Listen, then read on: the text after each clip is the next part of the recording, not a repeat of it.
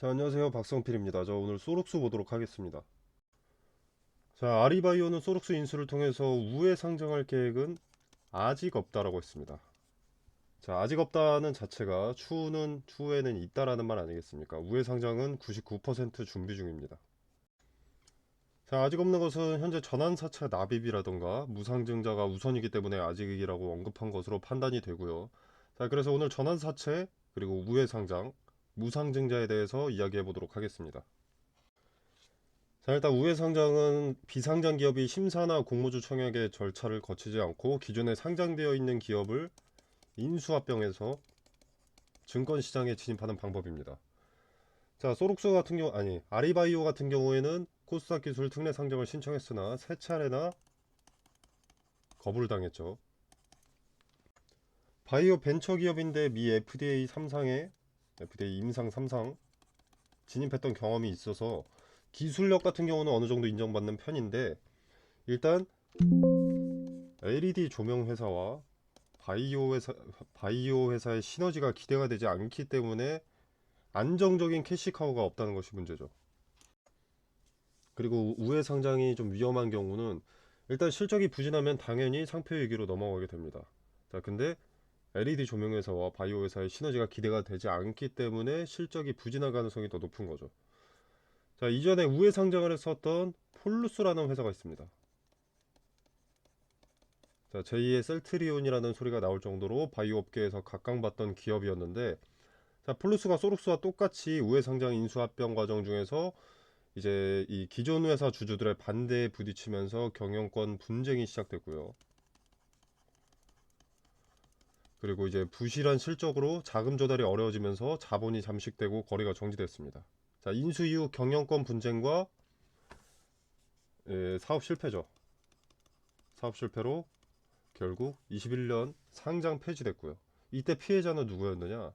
당연히 개인 투자자였습니다.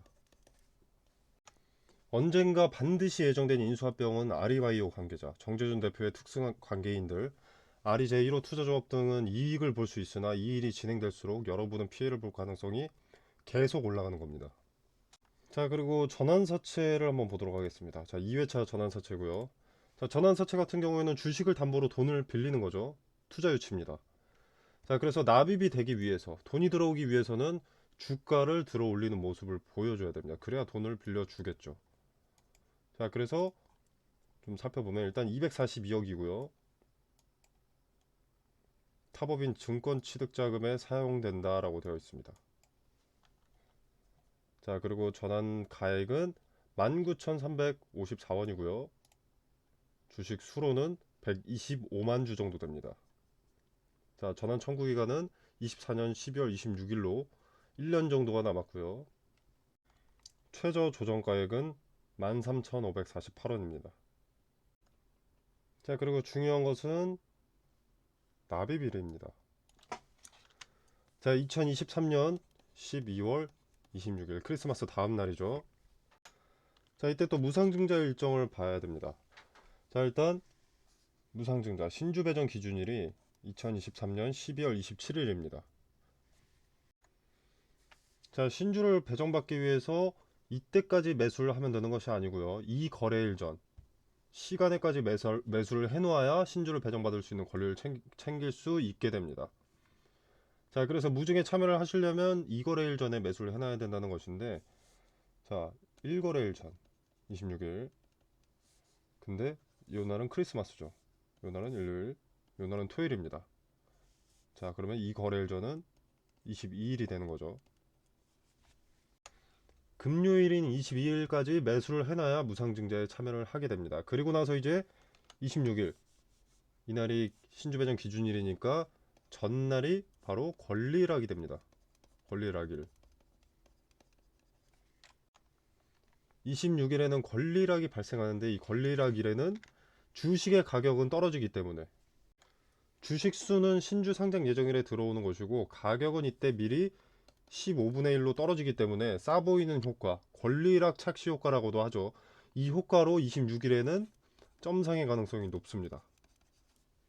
자, 그리고 이때 제가 아까 전환사채 납입일이 12월 26일이고 전환사채, 이 주가를 들어올리는 모습을 보여주기 위해서, 그러니까 납입을 받기 위해서 주가를 들어올리는 모습을 보여줄 것이다. 언제까지? 납입일 전까지. 근데 공교롭게도 12월 26일에는 권리락으로 주가가 급등할 가능성이 상당히 높은 날이다. 이런 사소한 일정들까지 본인들을 위해서 설계되어 있다고 판단합니다. 여기서 말하는 본인들은 아리바이오죠. 정재준 대표와 특수관계자, 아리 제1호 투자조합. 자, 242억의 투자금을 납입받기 위해서 주가를 상승시킬 수밖에 없고, 이 전환사채를 위해서 1대 14 무상증자를 단행했다고까지 저는 판단을 합니다. 자, 소록스와 아리바이오가 무상증자를 진행하지 않았다면 이런 관심과 급등은 만들 수가 없죠. 애초에 투자 유치 성공을 위한 무상증자라고 판단이 됩니다.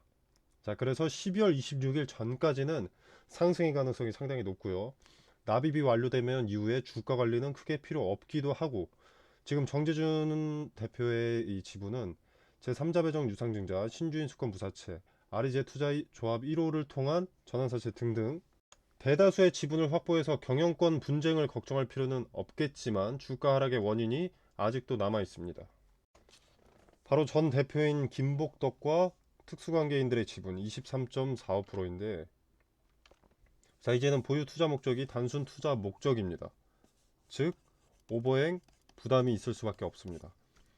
자, 무증전에 228만 주인데, 자, 무증에 참여를 하게 된다면, 만약에 신주 배정 기준일까지 매도 물량이 나오지 않는다면 김복덕 외 특수관계인들의 주식은 3,434만 주가 됩니다. 자, 이 부분은 언젠가 나올 수밖에 없는 리스크인 거죠. 이거는 그럴 수도 있다가 아니라 그럴 수밖에 없습니다. 언제 나올지가 관건이겠죠. 무증 전에 나올 수도 있고 무증 후에 나올 수도 있죠. 무증 전에 일부 물량이 나올 가능성이 더 높습니다. 신주 배정 전에 일부. 자, 무증 이후에는 이제 우회 상장 작전주로서 리스크도 크지만 무상증자로 몰렸던 수급이 빠질 차례라는 것은 반드시 염두에 두고 계셔야 됩니다. 자, 카톡방에서는 일정에 따라서 단기 고점과 단기 저점을 특정해서 분할을 전제로 매수 매도를 반복해서 고수익을 내고, 무증의 여파와 김복덕 전 대표의 오버행 전에 이탈할 계획을 말씀드리겠습니다. 자, 이어서 내용을 이어가자면, 자, 애초에 상장사를 원하는 것. 자, 이것도 투자자들의 자금 회수를 위해서라는 명목이 있습니다. 사실상 일부가 아니라 이 부분 비중이 크죠. 쉽게 말해서 뒤에 쩐주들한테 돈을 줘야 되고, 그 돈을 위해서 상장사가 반드시 필요하다. 왜? 그 돈은 개인들, 일반 주주들이 줄 거니까. 해먹기 위해 상장사가 급하게 필요한 겁니다. 1차원적으로 생각하더라도 기술력이 갖춰져 있다면 바이오 벤처 기업이라 하더라도 투자자들이 줄을 섭니다. 자, 그럼 기술 특례 상장에서 거부당할 이유도 없고요. 자연스레 상장됩니다. 급하게 상장사가 필요하다는 것은 급하게 쩐주들 배를 불려야만 한다. 자금 회수가 급하게 필요하다. 1대 14라는 전례 없는 무상증자를 하는 것, 벼랑 끝에 내몰렸기 때문에 마지막 한 수를 뒀다고 봅니다. 자, 지금까지 현실적인 리스크를 말씀을 드렸고요. 그래도 부정하시는 분들은 이 종목 장기 투자해보세요. 말리지 않습니다. 소록수에 투자한 여러분을 비난하고 싶은 것이 아닙니다. 다만 피해갈 수 있는 리스크는 피해가라고 말씀을 드리는 거죠. 자존심의 리스크를 맞으려고 하지 않길 바랍니다. 폭우가 쏟아진다는 예보가 있었는데 스스로 근거도 없이 비가 안 온다고 우기고 있지는 않은지 생각해 보시길 바라겠고요. 자, 그리고 다른 것을 차치하고서라도 높은 비율의 무상증자 종목이 폭락하지 않은 사례는 단 한 차례도 없습니다. 자, 이전에 공구먼이라는 종목이 높은 비율의 무상증자를 진행했었죠. 자, 어떻습니까? 로터스라는 종목도, 자, 그리고 현재는 HLB 바이오스텝으로 사명이 변경된 로터스죠. 1대 8의 무상증자를 진행을 했었다. 자, 어떻습니까? 자, 그리고 조강 ILI 어떻습니까? 거래 정지 중이고. 자, 유상증자 납입이 목적인 무증입니다. 유상증자 자금이 납입되고 이후에 주가 관리 없을 겁니다. 정재준 대표는 지금 본인과 본인 우호 지분의 지분율이 중요한 거지 지분의 가치가 우선순위가 아닙니다. 작전을 위한 가장 큰 매개체, 상장사가 필요하기 때문입니다. 자, 이 부분 꼭 명심하시길 바라겠고요. 카톡방에서는 무슨 근거로 이런 말을 하는지 더 확실한 정보를 제공하고 무상증자 일정에 따라서 어느 자리에 분할 매수를 해야 될지 또 어느 자리에 분할 매도를 해야 될지 마찬가지 근거를 토대로 타점 말씀드리도록 하겠습니다. 자, 카톡방 링크 같은 경우에는 설명란에 보시면 제가 카톡방 링크를 기재를 해뒀습니다. 자유롭게 입장하셔서 정보 받아보시길 바라겠습니다. 자, 그리고 이거는 제가 8월 11일에 신성 델타테크가 최초 매매 거래가 정지될 때 추천이 나갔던 종목들입니다. 자, 서남, 덕성, 파워로직스, 원익PN이라는 종목이 추천이 나갔는데 추천드렸던 이 종목들은 초전도체 관련주고요. 제가 단기 테마성 종목을 보통 권유하진 않는데 단기적으로 수익을 먹을 수 있을 명확한 근거가 나와서 추천이 나갔습니다. 자, 그 근거로는 대장주인 신성 델타테크의 단기 급등으로 매매 거래가 정지 기준가를 넘는 것을 포착을 했고요. 그리고 종가가 기준가를 넘어서 마무리되어가는 과정에 장 마감 직전에 수급이 테마 후발주들 서남, 덕성, 파워로직스, 원익PN이 여기에 몰리는 것을 포착했습니다.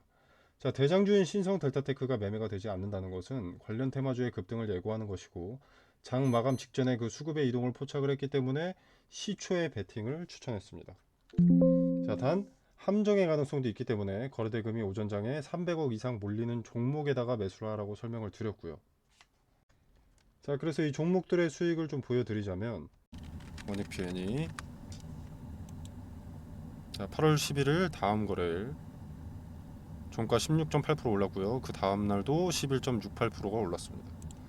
자, 서남 8월 11일 그 다음 거래일 상한가, 그 다음 거래일 상한가. 덕성 8월 11일 상한가, 상한가. 파워로직스 8월 11일 상한가, 상한가. 자, 이렇게 근거를 갖고 추천이 나왔기 때문에 단기적으로 큰 급등을 가져갈 수 있었습니다. 자, 화면에 보이시다시피 무료입니다. 자, 제가 종목을 추천했다고 해서 금전적으로 뭘 요구하거나 뭐 수익에 얼마를 떼달라 이런 거 전혀 없습니다. 자, 여러분의 투자금은 여러분의 돈이죠. 그렇기 때문에 여러분이 자유롭게 판단하셔서 매매를 하셔도 되고 안 하셔도 됩니다. 그냥 지켜만 보셔도 되는 거고요.